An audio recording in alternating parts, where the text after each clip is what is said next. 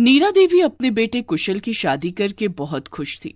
वो बहू रंजू के लिए रोज कुछ न कुछ नई डिश बनाती। अरे भाई, आज खाने में क्या बना है? आज मैंने केले के कोफ्ते बनाए हैं, बहू को पसंद आएंगे। क्यों नहीं पसंद आएंगे हैं? तुम खाना इतना अच्छा जो बनाती हो। लगता है मम्मी जी को खाना बनाने का बहुत शौक है। खाना बनाने का शौक है और तीनों समय ताजा खाना खाने का भी शौक है। नीरा कभी बासी खाना नहीं खाती। ससुर जी की बात सुनकर रंजू परेशान हो जाती है। क्या मम्मी जी बासी खाना नहीं खाती? अरे बहू, तू क्यों इतना परेशान हो रही है? कुछ नहीं, मैं तो बस यूं ही पूछ रही थी। तुझे अपनी सासू माँ के लिए हर वक्त ताजा खाना बनाना होगा। आप मेरी बहू से ऐसा क्यों कह रहे हैं? वो तो खुद मेरे लिए ताजा खाना बनाएगी। क्यों बनाएगी ना बहू? हाँ मम्मी जी, बनाऊंगी ना ताजा खाना। रंजू अब ये सोच सोच कर परेशान हो जाती है कि उसे रोज तीनों वक्त का खाना ताजा बनाना पड़ेगा, क्योंकि उसकी सास तो बासी खाना खाती नहीं है।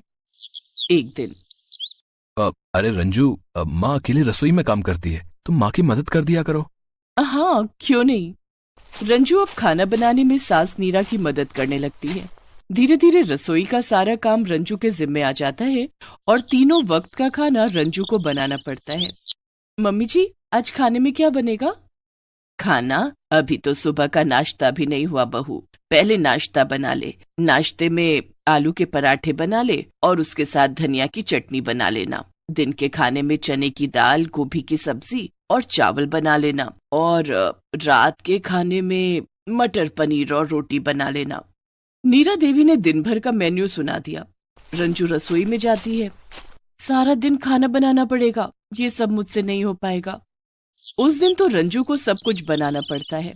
सुबह आलू के पराठे और धनिया की चटनी, दोपहर में दाल चावल और सब्जी। रात का खाना बनाने के लिए रंजू जब रसोई में जाती है।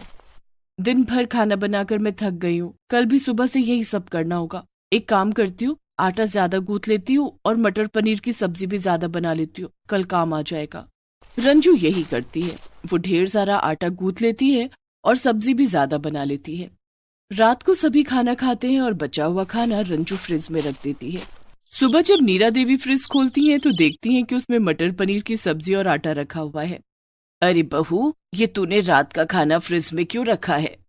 क्या करती मम्मी जी, खाना बच गया था, उसे फेंक तो नहीं सकती थी ना।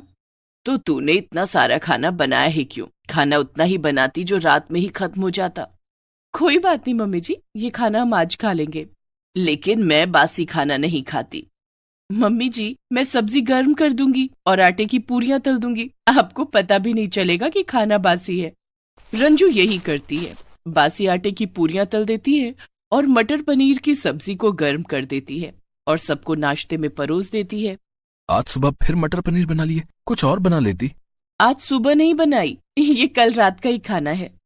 कुशल कुछ नहीं कहता, नाश्ता करके ऑफिस चला जाता है। लेकिन बासी खाना खाने के बाद नीरा देवी के पेट में दर्द होने लगता है। हाय हाय, मेरे पेट में बहुत दर्द हो रहा है। हाय। अरे अब क्या क्या हुआ तुम्हें है? मेरे पेट में बहुत दर्द हो रहा है। बहू से कहा था बासी खाना मत खिलाना, लेकिन उसे तो अपने आराम की पड़ी है। चलो, मैं तुम्हें डॉक्टर के यहाँ ले चलता हूँ भाई। प्रमोद नीरा देवी को डॉक्टर के यहाँ ले जाते हैं और उन्हें दवाई दिलाते हैं। घर आने के बाद, बहू, अब खाने में खिचड़ी बना ले, तेरी मम्मी की तबीयत खराब है। और हाँ, आज रात में भी कुछ हल्का बना लेना। जी पापा। रंजू खाने में खिचड़ी बना लेती है। रात के खाने में उसने दाल चावल बना लिए, लेकिन इतना सारा खाना बना लिया कि वो अगले दिन भी खाया जा सके। दूसरे दिन, अरे बहू, ये फ्रिज में दाल चावल तूने कब रखे? मम्मी जी, ये कल रात बनाई थी। फिर से बासी खाना? मम्मी जी, मैं दाल में तड़का लगा दूंगी और चावल को आलू प्याज डालकर फ्राई कर लूंगी, खाना एकदम ताजा लगेगा और सब्जी बनाने की जरूरत भी नहीं पड़ेगी। बहू, तू समझती क्यों नहीं? बासी खाना खाने से मेरी तबीयत खराब हुई थी। ठीक है मम्मी जी, मैं आपके लिए अभी खिचड़ी बना देती हूँ। रंजू नीरा देवी के लिए फिर से खिचड़ी बना देती है और रात के बासी खाने को फिर से ताजा करके सबको खिला देती है।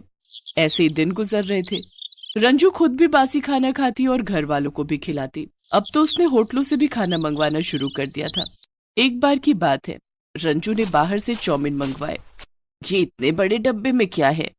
मम्मी जी, इसमें चाउमीन है। लेकिन घर में तो कोई चाउमीन नहीं खाता और तूने इतना सारा मंगवा लिया।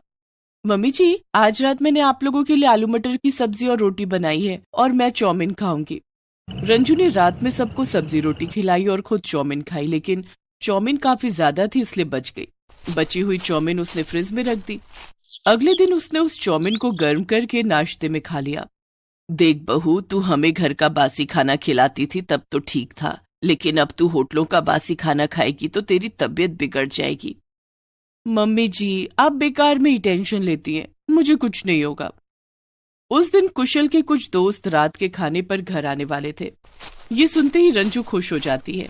आज तो इतना सारा खाना बना लूंगी कि अगले 4 दिनों तक खाना बनाने की जरूरत ही नहीं पड़ेगी। उस दिन रंजू खाने में काफी वैरायटी बनाती है, लेकिन खाना ढेर सारा बना लेती है। कुशल के दोस्त खाने की बहुत तारीफ करते हैं। अरे वाह भाभी जी, आपने खीर तो बड़ी ही लाजवाब बनाई है, और पालक पनीर की सब्जी, वाह वाह वाह, ऐसा लग रहा है जैसे रेस्टोरेंट में बैठकर ही खाना खा रहा हूँ। और ये कश्मीरी दम आलू, आहा, ऐसा लग रहा है जैसे सीधे कश्मीर से आई है। थैंक यू भाई साहब। सभी मेहमान खाना खाकर चले जाते हैं। फिर घर के लोग खाना खाते हैं। रात का खाना हो जाने के बाद नीरा देवी जब रसोई में आती हैं, तो देखती हैं कि पूरी रसोई खाने से भरी हुई है। रंजू बहू, क्या मोहल्ले वालों को भी खाना खिलाएगी? नहीं मम्मी जी। फिर इतना सारा खाना क्यों बनाए है? मम्मी जी, खाना बच गया। मुझे लगा था कि कुशल के सारे दोस्त आएंगे, लेकिन कम ही लोग आए। बहाने मत बना, मुझे सब पता है। तूने हमें फिर से बासी खाना खिलाने के लिए इतना खाना बनाया है। तू इतनी आलसी क्यों है? ये खाना हम कब तक खाते रहेंगे? मम्मी जी, अच्छा ही है ना, आपको स्वादिष्ट खाना खाने को मिलेगा। आपने देखा नहीं, कुशल के दोस्त खाने की कितनी तारीफ कर रहे थे। रंजू बहू, ये बासी खाना अब तू ही खाना, मैं तो अपने लिए ताजा खाना बनाऊंगी। घर में खाना रहते हुए आप दोबारा खाना बनाएंगी? जब तक ये खाना खत्म नहीं हो जाता दोबारा खाना बनाने का क्या मतलब मम्मी जी? नीरा देवी गुस्से में अपने कमरे में चली जाती हैं और रंजू सारा खाना फ्रिज में रखने लगती है। ओह, खाना कुछ ज्यादा ही बन गया, फ्रिज में भी नहीं समा रहा। उसे कुछ खाना फ्रिज के बाहर ही रखना पड़ता है। दूसरे दिन रंजू आराम से सोकर उठती है और सबको वही बासी खाना परोसने लगती है। रंजू बहू, मैं और तेरे पापा ये खाना नहीं खाएंगे। मैंने हम दोनों के लिए ताजा खाना बना लिया है, ये खाना तू और कुशल खा ले। अब रात का बासी खाना सिर्फ रंजू और कुशल खाते हैं। नीरा देवी तीनों वक्त अपने और प्रमोद के लिए ताजा खाना बनाने लगी और रात का बासी खाना सिर्फ रंजू और कुशल को ही खाना पड़ रहा था। खाना इतना ज्यादा था कि खत्म ही नहीं हो रहा था। मुझे बासी खाना खाते हुए 2 दिन हो गए, अब मैं और इसे नहीं खा सकता। लेकिन खाना तो अभी बहुत बच रहा है। मैं कुछ नहीं जानता, तुम्हें इतना सारा खाना बनाने के लिए कहा किसने था? कुशल ऑफिस चला जाता है। अब रंजू को बासी खाना खुद ही खाना पड़ता है। लेकिन शाम होते ही रंजू की तबीयत काफी बिगड़ जाती है, उल्टियां करने लगती है। नीरा देवी कुशल को फोन करके सब कुछ बताती हैं। कुशल ऑफिस से जल्दी घर आ जाता है और रंजू को डॉक्टर के पास लेकर जाता है। डॉक्टर रंजू का चेकअप करता है।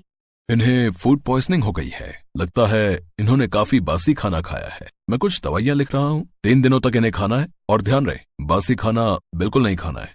कुशल रंजू को लेकर घर आता है और फ्रिज में रखा सारा बासी खाना फेंक देता है। उस दिन के बाद से रंजू की बासी खाना खाने की आदत छूट जाती है। अब वो रोज तीनों वक्त ताजा खाना बनाने लगती है। दोस्तों, आपको हमारी ये कहानी कैसी लगी हमें कमेंट करके जरूर बताएं। और हाँ, चैनल को लाइक, शेयर और सब्सक्राइब करना ना भूलें। मिलते हैं अगली कहानी के साथ, तब तक के लिए धन्यवाद।